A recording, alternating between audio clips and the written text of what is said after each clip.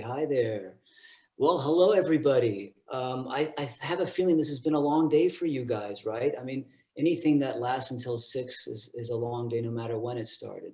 So I want to thank you for being around, okay, however long this has been going on. Thanks for sticking around to the end.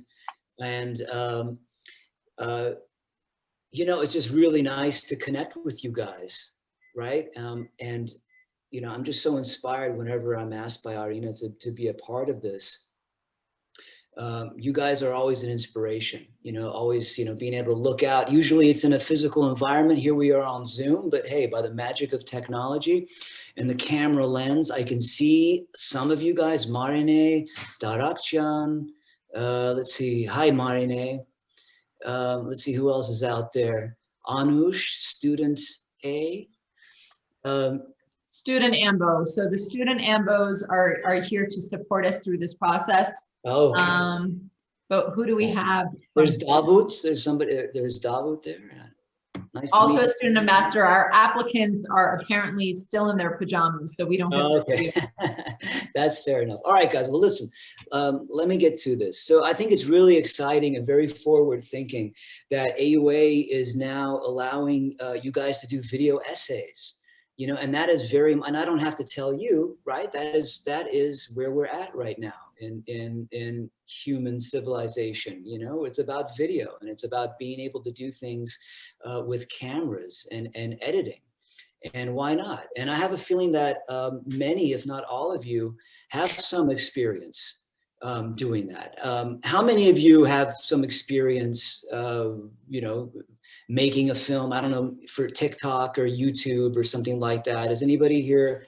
I guess it's hard for me to kind of see anyone saying yay or nay. Yes, I have the experience. You have it? Basically all of us. Basically all of you. Well, that's great. And I was telling Arina, I was like, Arina, when she was asking me, inviting me to speak with you guys today, I was saying to her, well, I'm sure that they can teach me something, about how to use a smartphone smartly, right? To do something like this. So I'm sure you guys have a pretty good idea of how to make a video with your phones. And going to what Professor Zareh was just saying in her talk on writing essays, how important it is when you're writing to be true to your own voice. And of course, that comes more naturally when we're making a film and when we're speaking into the camera, because we're literally using our own voice. But at the same time, one of the challenges of making a video, that features yourself, is that we can be a little bit self-conscious, right? And recently I was looking at an example of a video, and I thought it was interesting. One of the videos that has been submitted, video essays, and I noticed that at the beginning, the applicant, felt a little bit, you could feel that they were a little bit tense, they were a little bit kind of self-conscious. And that as the video went on, and they had edited it, right? So they had spent, however long in front of the camera, talking to the camera. As it went on, they started to become more and more comfortable. You kind of get used to the sound of your own voice, and you get over the kind of, the self-consciousness of addressing a camera about yourself. And so one of the things that I do when I make interviews, when I do documentaries, is often what I'll do is at the end of the interview, I'll kind of go back to those first questions if they were important, and I'll ask those questions again, because at that point, the person who's being interviewed, the person who's speaking to the camera, has kind of warmed up a little bit, right? And as a matter of fact, in documentary filmmaking, and indeed in journalism, sometimes it's good to start with questions that are not necessarily the questions that are going to get into the film or to get into your video essay, just as a way of kind of warming up, right? So don't just immediately get into a whole thing about, my name is so-and-so and this is, who I am, right? So you want to kind of get warmed up, because what's very important, I think, is to come across as being natural and at ease, when you're addressing a camera, right? And the nice thing about this is that you guys can try this as many times as you need, you know, but sort of try and get into a frame of mind where you feel really at ease, you know, where you don't feel overwhelmed by nervousness or self-consciousness as you talk about yourself to the camera. So a couple of important ideas, right? And I think this goes without saying, right? But always think about how you dress when you're, you know, when you're getting inside this box that we call the frame, okay? And here I am, and I can't say that I'm dressed too wonderfully, right? I guess I can kind of get away with this, right? But if this was kind of a more of a serious thing where I needed to, you know, get a job or get admitted somewhere, I'd probably put a little bit more thought into what I'm wearing. I mean, it's not terrible, but it's okay. You guys, you know, you don't want to overdo it, right? I mean, I don't think you need to necessarily come with a suit and tie if you're a guy or whatever. I mean, I don't know. Maybe Arina can suggest what she feels is like the best kind of dress for success strategy. Arina, any ideas about that? I think Zareh comes up with a very, very important point. I think that you guys are 17 years old. So, you know, the suit with a tie will definitely, you know, make an effect with the committee. But you want to dress representing who you are, but in a professional manner, right? So ripped clothing, you know, just too much makeup, things like that are probably something you want to avoid. I think Zareh said it perfectly. Imagine this is a professional job interview that's going to make a decision in terms of whether you will get the job or not. Yeah, one of the interesting things in filmmaking, and we talk about this in filmmaking courses at film schools, right? This idea of mise en scène, and it's a term that we use in filmmaking. It's a French term, and it basically means within the frame. And the idea is almost, you could say, the philosophy of mise en scène is kind of it's based on the way that we all make judgments based on appearances, and the way that as visual storytellers, we use that to our story advantage. So in other words, filmmakers always think about every aspect of what we can see on the screen. And part of that, of course, is the way we dress. So if you're making a fiction film, right? If you're watching a movie with Brad Pitt in it, you know, every scene, even if he's just wearing jeans and a t-shirt, that was all thought about. Okay, and that was, he didn't just show up to the set wearing that. The costume designer had picked out, okay, that t-shirt and that pair of jeans, even though it looks casual, right? It's all deliberate. So in other words, you want to put thought into what you're wearing.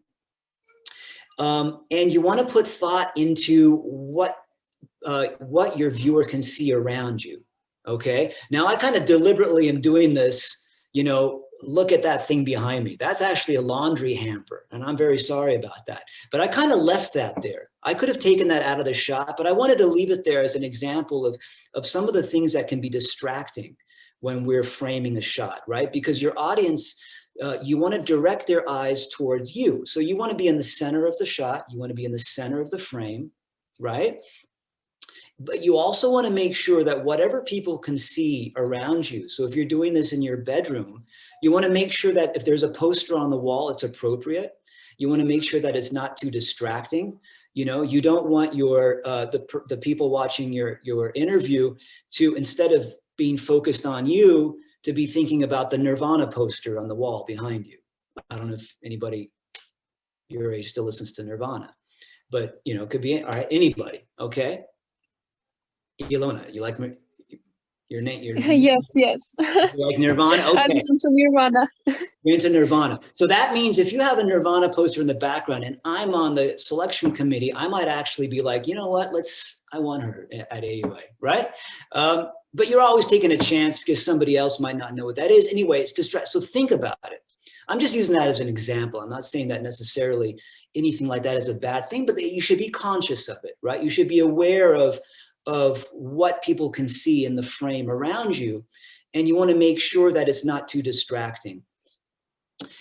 Lighting is really important, and lighting can be tough. And I'm not, I don't think that right now, for example, I have a very ideal lighting situation, and sometimes it can be hard to do.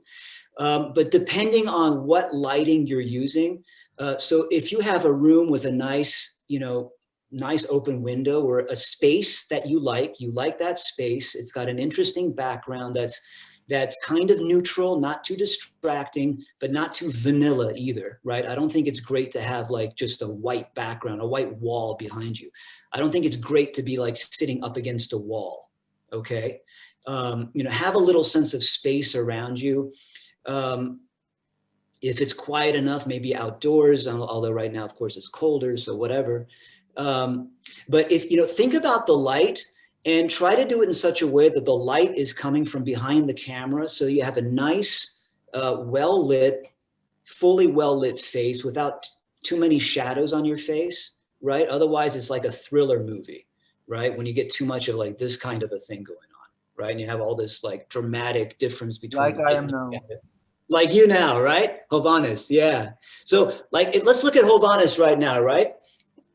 So with Hovhannes, because of the lighting, and this is the fact of life with Zoom, right?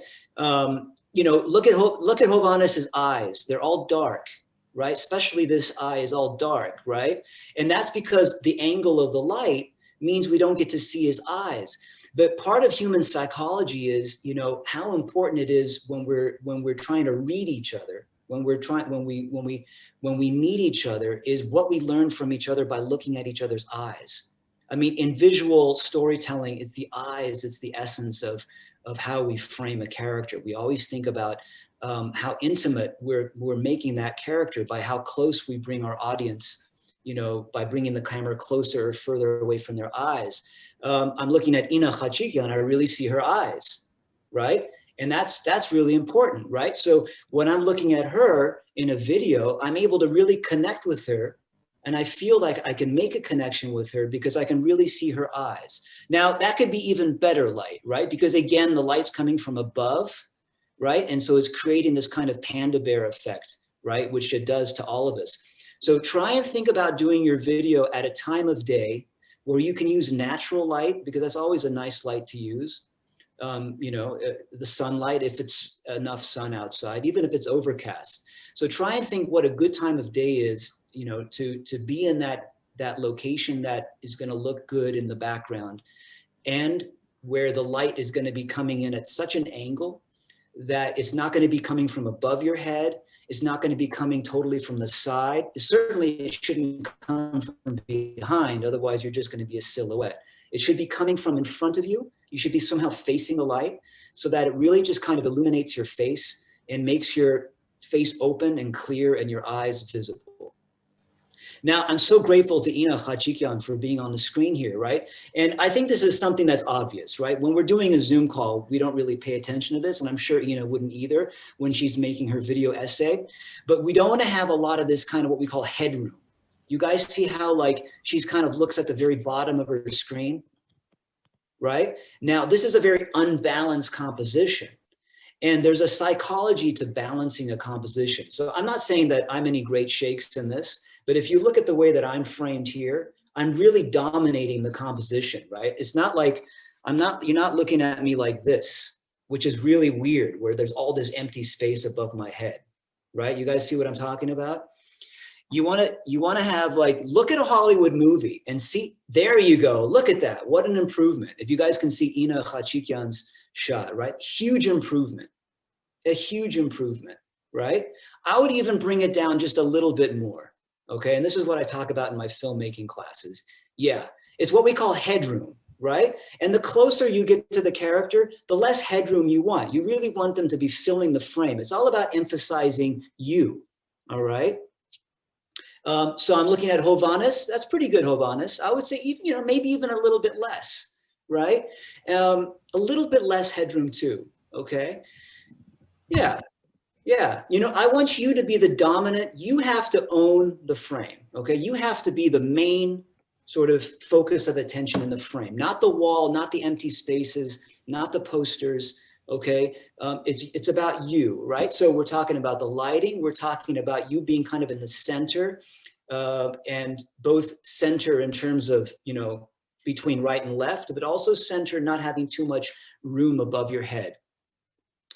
What else did I want to say? Yes, and the other thing, of course, is the angle, okay?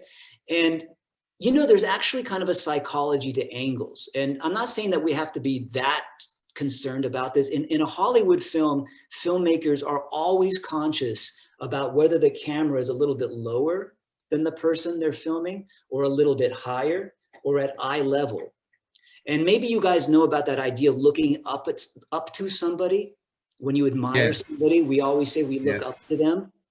And if we don't admire somebody, we say we're looking down on them, right?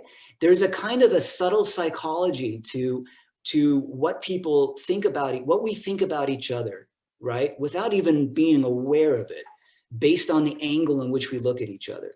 So try not to, whatever you're doing, if you're at a computer and you're recording your video essay in front of a computer, if your camera is too high above you, that's probably not great. If the effect is that the people watching your video are kind of looking down at you, I don't think that's a great angle, okay? And you also don't want to have an extreme thing where everybody's kind of like, seems like they're looking up at you at your chin, right? So I like Arina's, to be honest, I like her framing here. And I think Hovannes is fine, Ina's fine. You're the guys I'm looking at. Let's see, Anush looks great. That's a great framing. Okay, Marina too. I mean, I guess you guys already know this. So I guess this is kind of like, you know, Jurd said, right? So you just want to be aware of the angle too of your shot. And let me see if there's anything else, because I want to kind of, yeah. And the last thing I want to say about the framing is how close you are. Now, what I like about Anush's shot here, I just lost her. And it's fine. Yeah, there she is. This is what we call a medium close-up, okay? And a medium close-up is interesting. A medium close-up, I guess I'm kind of in a medium close-up is from the chest to just above the top of the head. A medium shot is what we're looking at in Ina. If you guys can see Ina Khachikyan, she's in a medium shot. That's from the waist, okay? Now, an interesting thing when we talk about framing, in Hollywood movies, they often use medium shots at moments and scenes when it's not that emotional. And one of the reasons is that a medium shot is the way that we actually see each other when we're respecting each other's personal space. So when we're actually mixing up, when we're actually not over Zoom, when you meet somebody that you know in the street, that unconscious distance that you keep from them means that you're kind of looking at them basically in a medium shot, right? So that's, I think, great. I don't think you want to have the camera further away from you than a medium shot. And if you get to a close-up, it's almost a little too much in your face, right? It's a very intense, having that level of proximity, right, can be very powerful. So I think the Voski Michin is to do something that's, you know, okay, a medium shot to a medium close-up, something like what Ina has, and what Anush, okay, all right. You know, Aliza, Edgar, you guys are great. You guys are fine, whatever. You know, Anna, maybe that's a little bit too close, right? Maybe, okay? You want to have a little bit, you know, and I think one of the reasons too is that one of the ways that the committee is going to be studying you is not just the way that you speak, but your body language too. Right? We learn so much about each other just through our body language. So, you know, allowing a little bit of that to come through is a good thing, right? So maybe not too tight, certainly not too far, right? Because then you're like, you know, too distant. They're like, where's Hovannes, right? He's so far away from me. I can't really see him. I can't really relate to him. So medium shot, medium close up is probably a good framing. Okay, and the final thing I'll say about that is the problem with cell phone cameras and computer cameras is that they're all wide angle lenses. And what wide angle lenses do is they distort the light. And when you distort light, you're distorting space. And so look how exaggerated this sense of space is, right? It seems like it's like half a mile between my fingertip and my nose, right? And if I get really close, I'm going to freak everybody out right now. So my apologies. Look how weird I look now, right? I tell you know, it's like when you go to like one of those fairgrounds and they have the warped mirrors and you look inside and you laugh. You know what I'm talking about? If you get too close, if you come too close to a cell phone camera or a computer camera, it warps your features.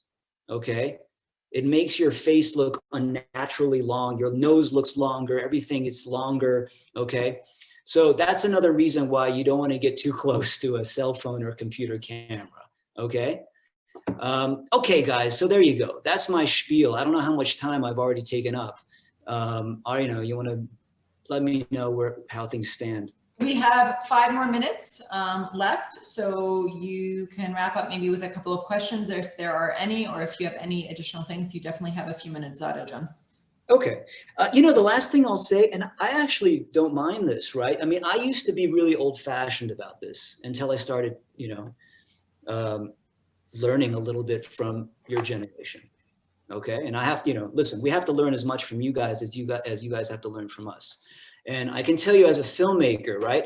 I always know, and I still believe in vertical, what we call horizontal framing.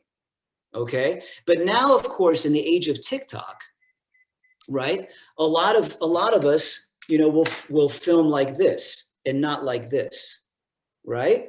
And so we end up having like these vertical frames like TikTok stuff. Now, you know what? I'm not saying that's a bad thing. I'm not saying that's a bad thing. And if that's the way that you want to do it, and that's the way you like to make videos, then why don't you go ahead and do that? But be aware of the reason that the whole history of cinema is based on actually filming not this way, but this way. Right? You make much more use of the screen because our computer screens are not vertical, right? Our computer screens are not like skyscrapers, all right? They're like landscapes, okay? And there's actually a reason for that because the human eye, we see more horizontally than we see vertically, if you think about it, right? Like your peripheral vision goes much further from right to left than it does from up to down, okay? So think about that also when you're making your video, right? Think about maybe instead of doing the vertical, if you want to do it, then if I was on the committee, I wouldn't mind at all. But thinking there are some older folks perhaps on this committee, right? Some older folks who might be like, why is this framed vertically? They have never heard of TikTok, let's say, I don't know. So you might want to then think about doing something like this, okay? Horizontal, you guys go to the movies, right? Widescreen, right? If you guys go to the Cineplex, if you guys go see the new Star Wars movie, it's always like a widescreen experience. It's always horizontal. It's not like a TikTok video, right? There's a reason for that. Okay. So there you go. That's my sort of introduction to framing, guys. And I haven't talked about the content, and I'm thinking that probably in terms of content, what Irina and what Professor Tjeknavorian were saying earlier, you can just apply to, to making your video. But, just to circle back to where we began, really try to be natural in front of the camera, right? There's an old saying that filmmakers, quote always, the camera is a mind reader. The camera, because we're looking in your eyes, and I can't tell you how important it is to be looking into your eyes and for you guys to be looking into the camera, for us to see your eyes, right? The camera is a mind reader, okay? And if you're nervous, that'll come across, and if you're at ease, that will come across. And so do as many takes as you have to, but really put a premium value on just, that sense of ease that you think you can project, okay, when you get in front of the camera, so feel free to do as many takes as you need to. May I ask you a question? Yes, Lisa, absolutely. Nice to meet you. Nice to meet you too. There is mention that the video should not be professional, but I have all the equipments like a camera, a microphone, etc. And is it okay to shoot it professionally by myself? Why not? Why not? I'm sure the reason they say shouldn't be professional is just because they don't want you to feel like you have to go out and make a, because not everybody has all those, all that equipment lying around. And I don't know, maybe there's some kind of a thing where it has to be a certain quality. If you're asking me, You know, I think it's great. You know, I mean, that's just, you know, I think, you know what I think is great, and I'll let Arina speak to this. I think it's great to know for a fact that you're responsible for the look of your video, because I'm sure there are some people who could, like, you know, maybe they have the means and they can go get some professional filmmaker. They can go hire Steven Spielberg to, like, you know, shoot and direct their AUA video essay, right? And I think it's really neat to know that it's you doing it, maybe with the help of a friend or something. But if you have like nice lights, and if that's something you're already interested in, Lisa. Yes, that is my hobby. Well, then I think bring it, and that adds to the value. That's part of what reveals, you know, who you are. The fact that you have this kind of, you know, production value, you know, shows that you're somebody who's interested in photography, and this is part of who you are. And presumably that's something that you would talk about in your video essay. Okay, thank you. Can I ask a question? Just to quickly jump in, you know, the expectation is that the majority of our applicants who ultimately choose to do a video essay do not have this equipment, and there is no need for them to try to go rent it. Yeah. So when we say it should not be professional, we want everyone to be at a level playing field.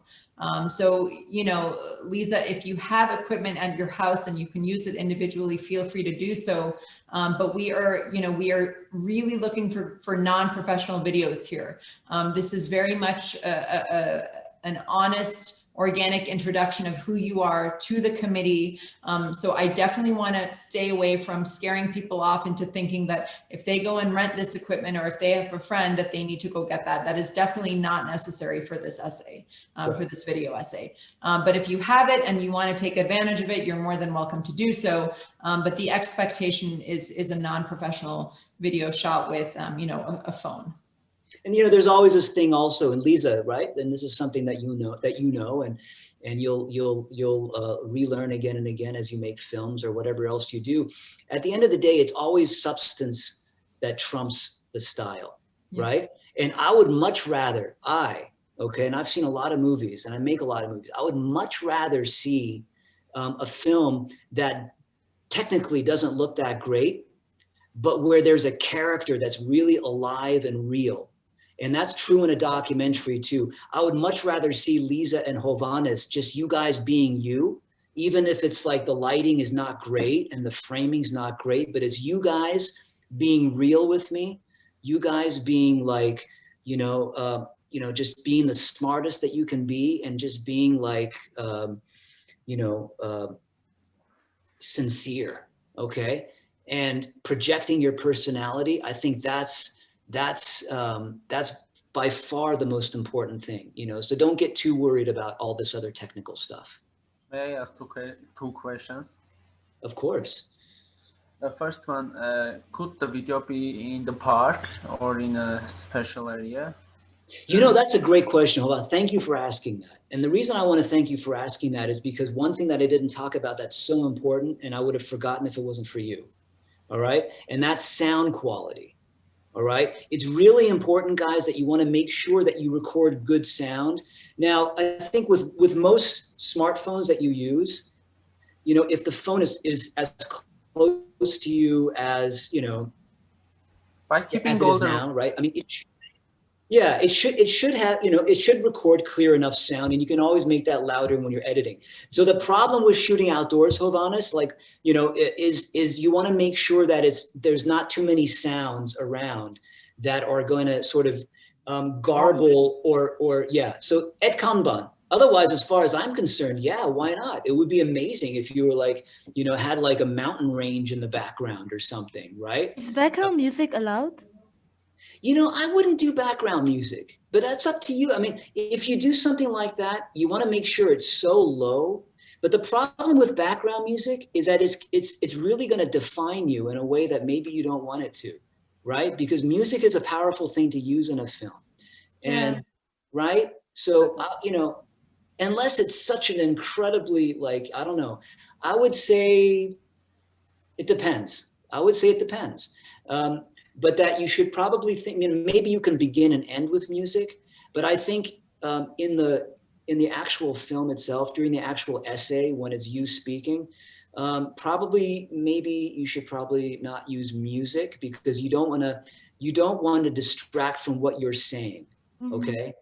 And, okay, Christina. I mean, otherwise, Yeah. music is such an important part of the film. And if anybody does use music, make sure that you keep it lower. You never want it to fight the dialogue. So Hovannes, right? I hope I answered your question. I think you can be wherever you want to be. And I think that's part of it, because part of where you decide to be is going to express something about you. Okay. And that's important. So if I see like Noravank in the background, I'll know that you're the kind of guy who likes to go to Noravank, and I'll be like, wow, that's pretty interesting. Okay. So you know what I mean? But just make sure when we're shooting outdoors that there's not too many sounds around that are going to make you hard to hear. Okay. So you want to do a test and you want to make sure, put on some headphones after, do a test, record yourself, put on some headphones, make sure that your voice, no matter where you are, is loud and clear. Okay. And that there's not any fashots, that there's not anything kind of like touching the microphone, stuff like that. All right. I can't tell you how important sound is. Filmmakers have a saying, sound is half the picture. Okay. I mean, people would rather look at something that looks bad but sounds good than something that like looks great but sounds bad. Okay. So make sure that the sound is clear. Thank you. And I have another question with the content. Should the content answer the questions of the essays, or should another stay upon content? Yeah, that's a great question. So I am going to read to you, and this is one of the things that Mimi Zarukyan was talking about, how it's so important for you guys to read what's available in the application. So if we read what is there, it says, in place of an essay, please create a video no more than 4 minutes and upload it to YouTube. The video should not be professional and can be filmed using a phone or camera. And then it says, in your video, so here's the instruction of what you're doing, what the video should be about. Quickly introduce yourself, what makes you uniquely you, and what sets you apart from every other applicant. Then describe something you deeply care about and explain why. So if we look at the prompts that were discussed for the actual written essay, well, they were, one was about failure, one was about social media. This has nothing to do with those essays. This in itself is its own prompt that you're answering through a video essay, if that makes sense. So no, you are not answering the other questions through this video. Thank you. But something we care about the world or the community or about ourselves? So the question is, then describe something you deeply care about and explain why. You. And one thing that, so Mimi didn't necessarily mention is that Armenia has gone through a very difficult past 2-3 months. It has been an extremely stressful and extremely tragic time for this country. A lot of you are going to use that possibly as background for your essay or even for this video, right? As something that you deeply care about. Make sure that your response is unique, knowing that many people will likely use that same topic. In our first year, we had a lot of people, or a few years ago, we had a lot of people writing about the Velvet Revolution. And one of the things that came out was a lot of you guys were writing almost the same things. You weren't putting a lot of your own heart into it. Rather, you were writing what you thought we wanted to read. And that's very important. Your essay, whether it's in writing or whether it's a video, should communicate you, not what you think we want you to be. Make it personal. Yeah, make it personal. Thank So you. one question, if allowed. Sure. Ina, why don't we do one final question, because we're now running about 10 minutes late. So final question from Ina. Okay, it's a short question. Is it allowed only one background, or I may switch from the park to the office, for example? I think that's a cool idea. You know what? I mean, Arina maybe will have something to say about that, right? For me, right, I think it's kind of neat maybe to have to be in different places. If you're thinking about your video essay and you're thinking about the different things that you have to say and how every different sort of topic you know, might be best represented in a different location. I think that could be very effective. A 4-minute video, the only thing that would worry me is if that becomes distracting somehow, right? And that's kind of, you know, I don't know, that really depends on how you approach doing it. So maybe you try it. You know, one thing, and I'll just end with this, right? I mean, you don't want to be distracting, all right? And you don't want to take away from you, right? You're the star of this video. So it's almost like, you know, even though I was talking about, you know, having a nice background, you know, but I was also saying it shouldn't be too nice either, right? I mean, I don't want you in front of the Niagara Falls because then I'm just going to be looking at the Niagara Falls when I should be looking at Ina, right?